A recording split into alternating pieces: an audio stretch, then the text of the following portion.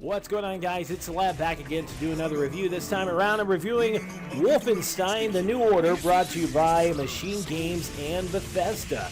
I had the amazing pleasure of reviewing this title, so big shout out to Bethesda and Machine Games. Thank you so much for letting me review this wonderful rebirth of an amazing Wolfenstein title.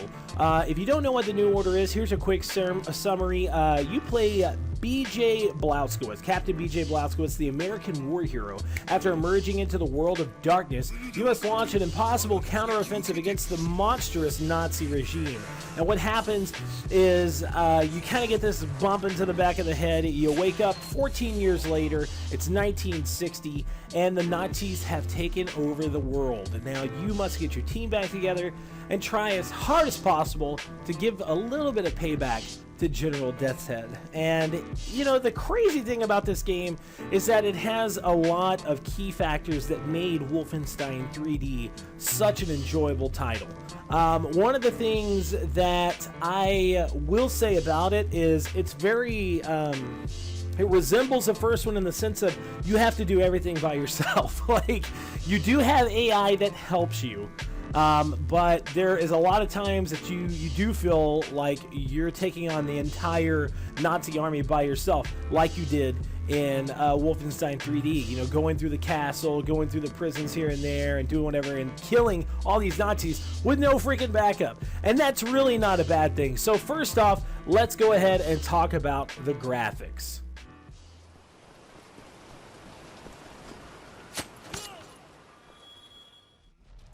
Now on the PlayStation 4, you get full 1080p at 60 frames per second. That's the same thing you get on the Xbox One as well.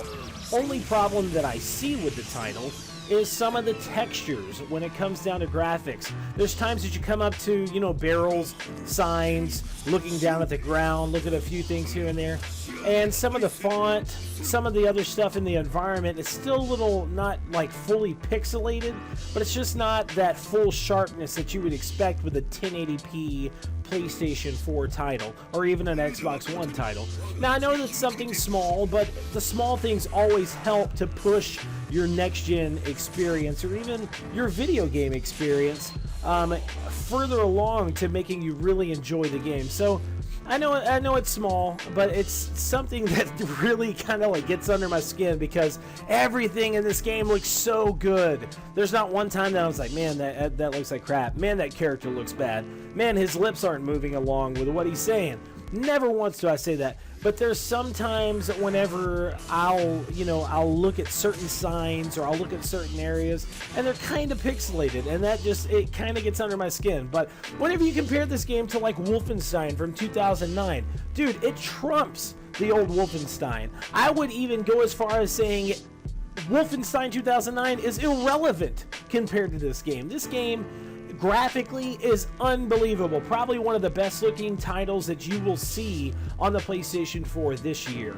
And I know that's a big, you know, step out there saying, you know, it's one of the best looking titles, but I really feel it is, because you go to so many different styles of levels of going, you know, from 1940s to the 1960s to even the moon. And I just gave a big spoiler. You go to the moon on this game, and it looks fantastic. Thank you so much. So let's go ahead and start talking about some audio in the game.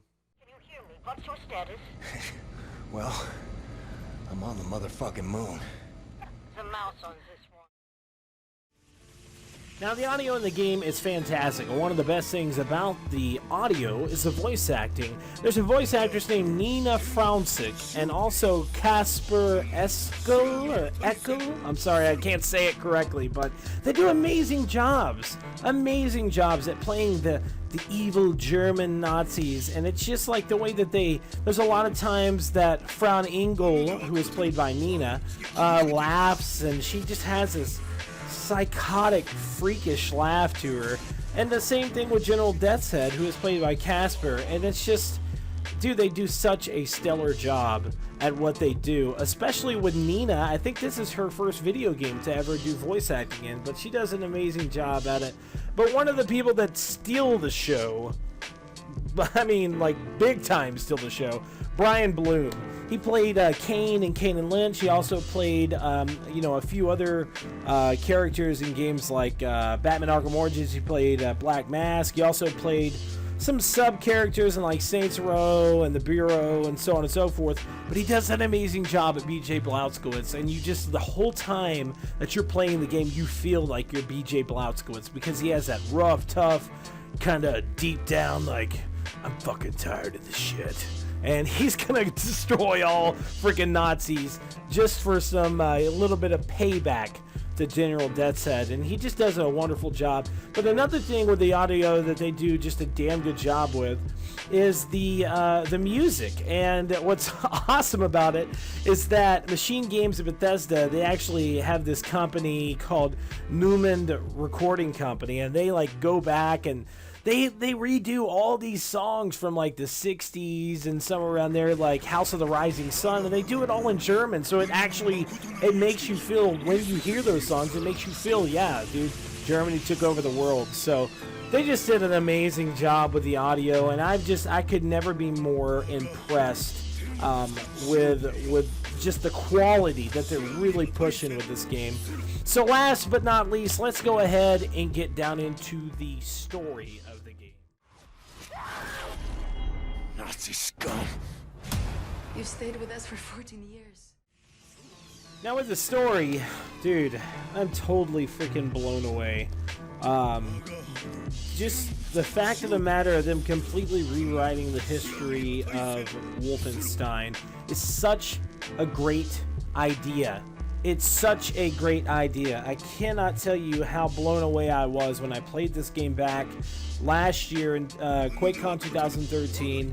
I was blown away. I remember, I think I thought about that game for probably 2 weeks, just thinking, dude, finally someone has, actually taken a breath, breathed life into the Wolfenstein series. Because I mean, just to be blunt, I was not a fan of the Wolfenstein game that came out in 2009 from id Software and Activision. I hated the fact that they went to this whole, like, you have these powers and you jump in between realms and all this stuff. I really didn't like it. I understand there's a lot of this aspect with these medallions and powers and whatever in the Wolfenstein series, and it's like sadistic and so on and so forth. I just really didn't like the story of the game, and there was, with this game, it finally, in my point of view, brings it back to the basics, brings it back to the roots of Wolfenstein and why it was so great, and how you didn't need this complex, crazy story. You just have a straight out story about revenge of Blazkowicz saying, you know what, I'm gonna go fuck up General Deathshead. That's what I'm gonna do. I'm gonna kill him and kill all these Nazis for, making me miss 14 years of my life. And that's what he does, dude. And it's just amazing. It's amazing, amazing, amazing. And there's not one point that I was really just like, floored and like, oh, this is stupid. Only thing that I wish, and I'm not trying to spoil it for anybody, the only thing I wish that there would have been a little bit more additions to the ending of the game. I would have really loved to see Hitler. I would have loved to see him. You hear Heil Hitler in the game at one point. Heil Hitler! I would have loved to see Hitler come up and him be like this mechanical freak, that has Gatling gun arms and so on and so forth. But you don't see it, and I think that kind of took away from my experience. I was a little let down, but at the same time, they could build on it. If they wanted to, they can have DLC, or if they wanted to, they could start fresh from here. To another Wolfenstein game, because it doesn't end in the right sense of, like, BJ could still be alive or he could be dead. You never know. So I'm not trying to screw anybody over and spoil and so on and so forth, but it's something like that, and I feel that they really just did a really awesome job with the story. But like I said, I would love to see some Hitler. Now, one last thing I wanted to talk about. I want to talk about some multiplayer.